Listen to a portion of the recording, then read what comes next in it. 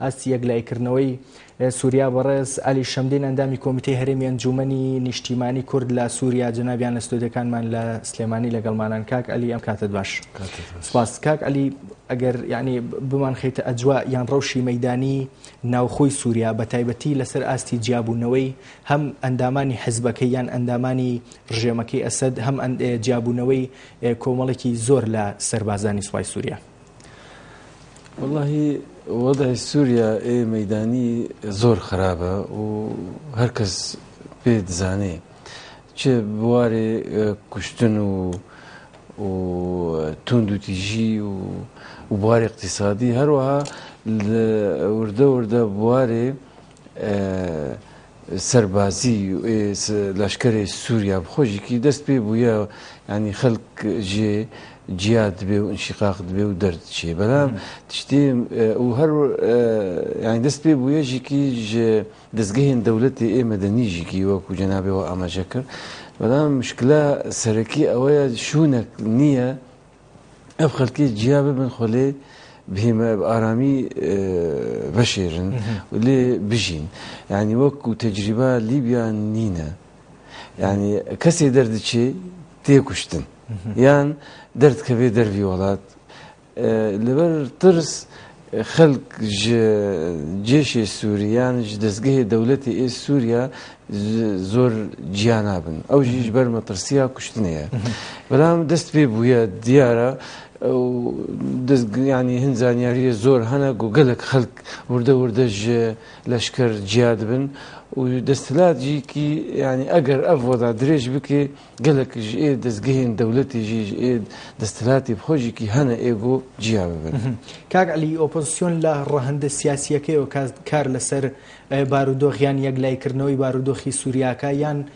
پشتگیریش لە بێگومان لە هەڵمەتەکانی سوپای ئازادی سووریاکات. والله هەوڵی باش بە تایبەتی ئەگەر لەسەر هەڵوێستی کوردیش لە مەسەلە والله هەولێ باش هاتنە دان و هەنگاوێن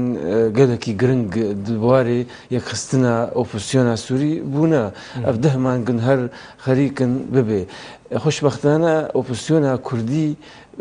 ینی ئامادەترش عەرەبی 40 ساڵ توندوتیژی و ینی دەوڵەت بڕاستی نەهێشت ئۆپۆزیسیۆنێک عەرەبی ڕاستەقینە چێ بەڵام لەگەڵ توندوتیژی و ئەو زوڵم و ئەتیحادە سەر کورد بەرام کوردکاری بوو ماوەیە 5 ساڵی ئۆپۆزیسیۆنە گەلێکی چالاک پەیدا بکێ و جەماوەری کورد بطبیعەتە خۆ ینی بە شێوەیە نۆرمال لەگەڵ ئۆپۆزیسیۆنا کوردیە لەگەڵ تەرگەرە سیاسیە ئۆپۆزیسیۆنا کوردی ماوەی 10 مانگادە کاری بوو کۆنگرێکی نیشتمانی کوردی دامەزرێنێ 26 مانگە 2011دا و لوی ئەو کۆنگر ینی 254 کەس لێ بەشدار بوون نونەرێ پارتی سیاسی بوون نونەرێ گەنجا بوون نونەرێ ژنا کەسایەتیە سەربەخۆ بوون کاری بوون ئەنجومەنێکیژێکی دەستنیشان بکەن 45 کەسە ئەو ئەنجومەن بڕاستی وەکو مەرجعیەتەکە وەکو سەرکردایەتیەکە شەرعی بۆ ملەتی کورد لە سووریایە هەروەها ینی پرۆگرامێکی پێشکەش کردش بۆ قوناغا داهاتووی سووریا هەم بوارێ دیموقراسیەت لە سووریا و هەمژی بوارێ مافێ کورد لە سووریا دوێ دەبڕاستی گەلێک هەلوستی گرنگ گەلێک بریاری گرنگ هاتندان یەک ژێ ینی پەیداکردنە کوتلا کوردی و دوێ دەبڕاستی باش سەرکەوتن کاری بوون کوتلا کوردی دەرخن مەیدانێ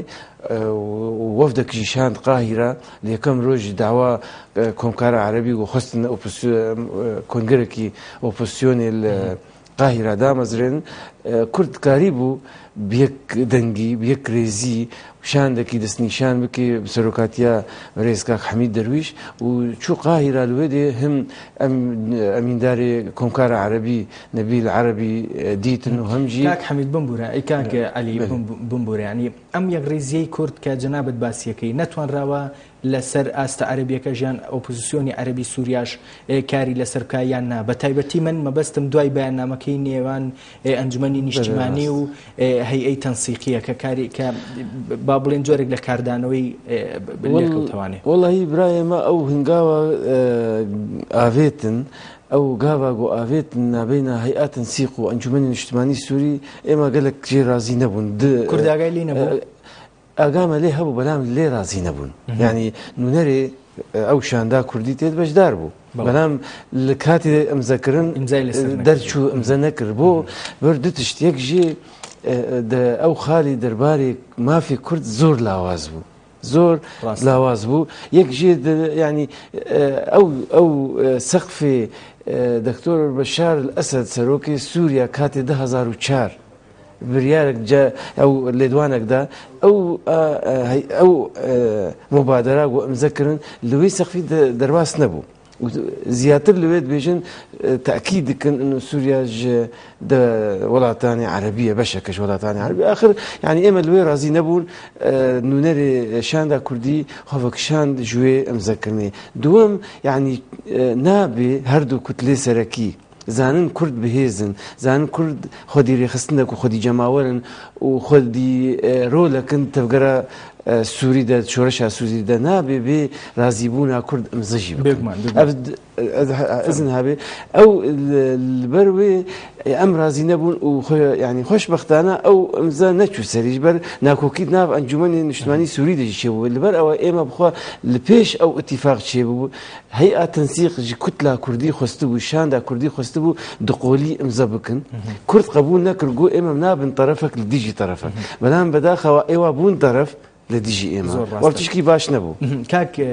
علی باست لەوە کرد کە هەم خەڵکو و هەم سوپای ئازادی ژیان ئەوانەی کە ئەنەوێ بێنە ناو سوپای ئازادیەوە ناوچەیەکیان پێویستە بۆ ئەوەی خۆیانی لێپارێزن ینی پێتوانێت لە ئێستایا کاتی ئەوەیە ئیتر ئەنجومەنی با بڵێن ئاساییشیان نێودەوڵەتیان کارێک بۆ بکرێ ناوچە زۆنێک با بڵێن بۆ هاوڵاتیانی سووریا بکرێتوانێ بۆی بتوانن کار و چالێکیەکانیان باشتر بە تایبەتی بۆ مەسلەی سوپای ئازادی سووریا و بە تایبەتریش کە چاوەڕوان نەکرێ کاری ڕێکخراو یان کاری چاودێرانی کۆمکاری عەرەبی هیچ سەرکەوتوو نەبوو بێت والله ینی دیارێک هەیە ئاستەکی ئەو محاولات و هەولدانێک و وەضع و ڕەوشەی لە سووریا چارەسەر بکەم ڕێگا کۆمکارە عەرەبی ئەو قۆناغ گەهاشتە داوی گەهاشتە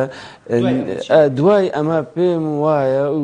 دیارەژی وا دەبێ هەر فایلی سووریا دەبێت تەحویلی نەتەوەینی گرتوو بێ ینی مەجال هیچ ڕێگاک نەمایە ئەف کاتێک و هاتیە دان و ئەو چاودێرێ کۆمکارە عەرەبی شاندن سووریا ئەس متئەکدم نەشاندنە بۆ بناسن کاچ دەبێت بەر دیارە ئەشکەرەیە شاندنە بۆ رازیکردنا ئەو ناکۆکیە ناو کۆمکارە عەرەبی بخۆدا ینی مەبەستاوان چارەسەرکردنا کێشەی کۆمکارە عەرەبی نەئێ ملەتی سووریا زۆر ڕاستە بەڕێز ئەلی شەمدەی ئەندامی کۆمیتەی هەرێمی ئەنجومەنی نیشتیمانی سووریا یان کورد لە سووریا سوپاسی جەناب دەکەم سوپاس بەڕێزان ناوبڕێک و دەین وڵاتان